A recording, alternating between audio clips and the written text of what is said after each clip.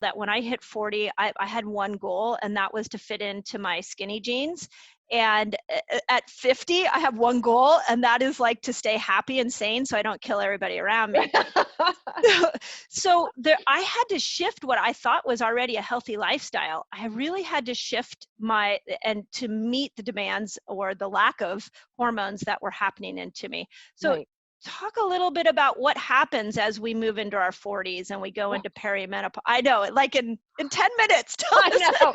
No, I'm making the sound because it's like, I joke all the time, whoever designed the female body can suck it, right? Yeah. Like, and I know a lot, I mean, there are a lot of women that actually do really well. They sail into perimenopause and they have They're a good lying. menopause, and, you know, God bless them. We're not talking to you. So, Yeah. you know, like, get out of our sandbox. So, but the Exactly. majority of women, I'm 42, I'll be 43 in June. And every single night if I'm ever hot in bed, I will wake up the next morning and say to my husband, were you hot?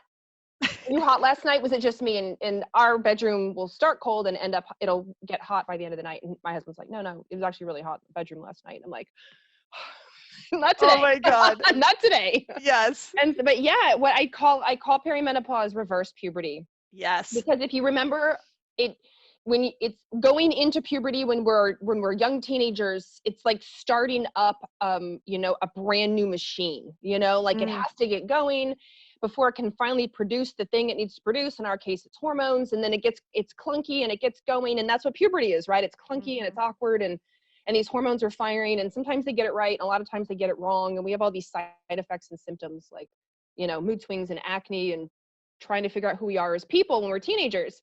And then we go through life, and then in perimenopause, it's the reverse of that. It's the machine is now, you know, like ready to retire. And so it starts to slow down.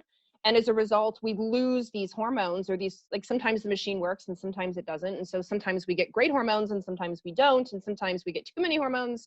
And so we feel like we're on this crazy, unpredictable roller coaster sometimes. And women start to complain of hot flashes and night sweats and brain fog and skin changes and hair changes and the like awesome weight gain. Like, who thought of that out of nowhere, right? Like nothing changes, and 15 pounds later you're like, I literally didn't change anything. Like, I know. It, like, freaking sucks. You know, and like vaginal dryness, who thought of that, right? Low libido, and just, you know, all the things start to happen because these hormones start to come and go as our ovaries are literally sort of working, they're working their way out. And sometimes the follicles have the cells to make the hormone, and sometimes they don't. And then eventually we're out of follicles and we stop making hormone out of the ovaries. We make them other places, just in really tiny, tiny amounts.